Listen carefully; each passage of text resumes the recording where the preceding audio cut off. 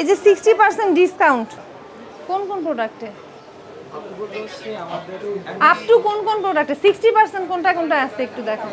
একটা দেখান 60% এর একটা দেখান। 60% ছিল ম্যাম, এটা কালকে শেষ। তাহলে কেন বিজ্ঞাপনটা আছে এখনো? ব্যানার খুলে ফেলবো কি? আপনার ডিসকাউন্ট নেই, ব্যানার থাকবে না।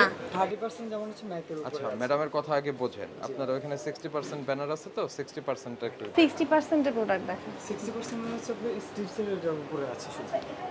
স্টিপসের এটার উপরে ছিল কালকে, আজকেও নেই। আজকেও আছে ফ্রোজেন।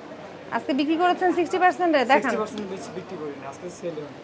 আপনার কথায় যদি ইয়া থাকে এটা হবে? আপনার কথায় তো কথার মিল নেই।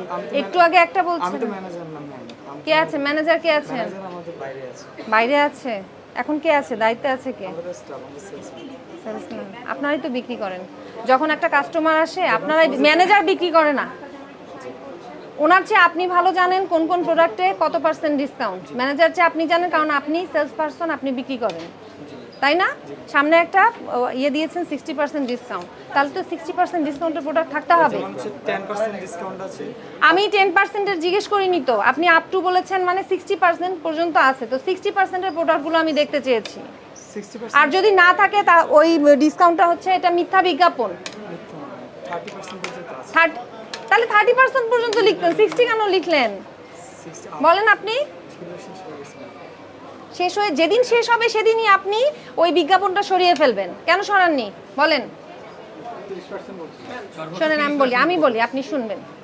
আপনার ডিসকাউন্ট আপনি বলেছেন আপ টু 60%, তার মানে কিছু 10 আছে, 20, 30, 40, ওকে। তাহলে আপনাদের উচিত ছিল আপনার প্রতিটা আলাদা আলাদা করা, সেকশন আলাদা করা।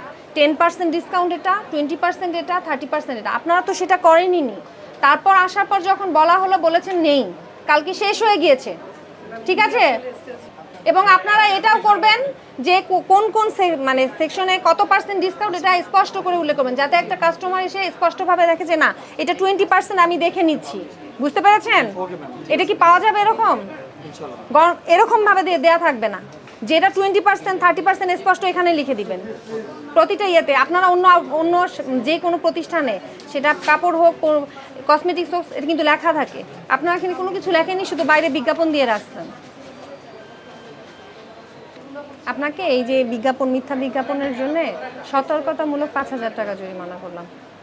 এই যে উপরে লিখে দিবেন এটা 30%, এটা 20, কোনটা 10, এগুলো লিখে দিবেন। আমরা সামনে এই জরিমানা আমরা এখানে আছি মনিটরিং এ, যাওয়ার সময় এটা দেখে যাব যে আপনার এগুলো লেখা আছে কিনা।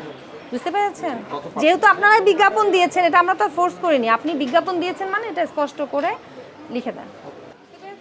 মানুষকে প্রতারিত করার দরকার নাই। আপনি যেটা ডিসকাউন্ট দিতে পারবেন সেটাই বলেন, কোনটাই দিতে পারবেন সেটাই বলেন। আপ টু 60% দিয়ে রাখছেন, অথচ 10% এর বেশি বা 20% এর বেশি দিচ্ছেন না, সেটি কিন্তু অন্যায়। আপনি এখানকার ম্যানেজার? কোত্থেকে আনেন প্রোডাক্টগুলি আপনারা? দুবাই। এটা কে নিয়ে এসেছে? আমদানিকারক? কোন মার্কেট থেকে? ডিসিসি থেকে। আপনার আমদানিকারক নেই? না, বাই এনি চান্স এটা যদি আপনার নকল প্রোডাক্ট হয়, আপনি কিভাবে বুঝবেন? মানে এটা লাইবিলিটি কে নিবে বলুন? আচ্ছা এটার কথাই বলেন, এটা কোত্থেকে এসছে? মার্কেট থেকে। ওনাদের ভাউচার আছে? ভাউচারটা একটু দেন তো আমাকে। স্টিকারগুলো কি আপনারা লাগান না আমদানিকারক দেয়? এটা বলেন সত্য। এই যে স্টিকারটা, না এটা ওদের। কিন্তু ওনারা মূল্য সহ দিয়ে দেওয়ার কথা। এটা তো আমদানিকারক মূল্য সহ দিয়ে দিবে। আপনার তো ম্যাক্সিমামে মূল্য দেখি আপনারা নিজেরাই বসিয়েছেন। মূল্য আপনারা এই যে দেখেন, আমি এটা দেখেন, এটা দেখেন। না এটা তো কোম্পানি একদম ভেরি গুড, মানে এইটাই হচ্ছে রাইট ওয়ে। যে আপনি তো জানলেন না যে সে এটা কত টাকায় কিনলো, সে কত টাকা ট্যাক্স দিল, তারপরে সে নিয়ে আসলো, আনার পরে তারপরে এটার মূল্যটা উনিই বলে দিবে। উৎপাদন এবং মেয়াদ এটাও কিন্তু ইম্পোর্টার লিখে দেয়, তাই না? তাহলে এটা আছে যে এই যে প্রোডাক্টগুলো দেখেন, প্রোডাক্টগুলো সবগুলো আপনি ইম্পোর্টারের সিল আছে, কিন্তু মূল্য আপনারা নিজেরাই লাগিয়েছেন কেন? এটা কি আসলে ইম্পোর্টার? আসলে আমরা তো মার্কেট থেকে ওরা ওনাদের ভাউচার আপনি ইম্পোর্টারের কাছ থেকে নিয়েছেন, ওনাদের ভাউচারগুলো দেখি একটু। আচ্ছা ভাউচারগুলি জান, আর আমাদের নির্দেশনা হচ্ছে এগুলি আপনারা সরিয়ে ফেলেন। এই যে আপনার যেগুলো ইম্পোর্টার নেই, তথ্য নেই, যেখান থেকে ইম্পোর্টারের নিয়ে তথ্য আসছেন নেই। ওনারাই দিবে, এখানে ওনারাই দিবে, ঠিক আছে?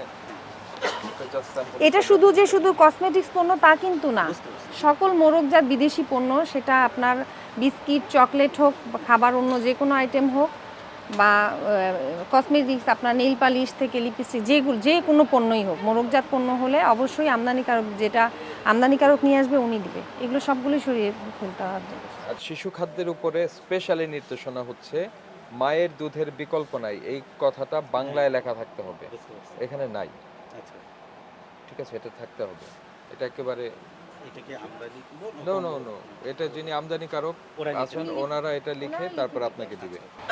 আপনারা তো এটা উৎপাদনও করছেন না, আমদানিও করছেন না, আপনাদের তো কোনো কিছু লেখার সুযোগ নেই। সেটাই আপনারা তো হচ্ছে যে উৎপাদন যদি দেশে হয় তাহলে দেশীয় উৎপাদনকারী দিবে, আর ইম্পোর্ট করলে ইম্পোর্টার দিবে।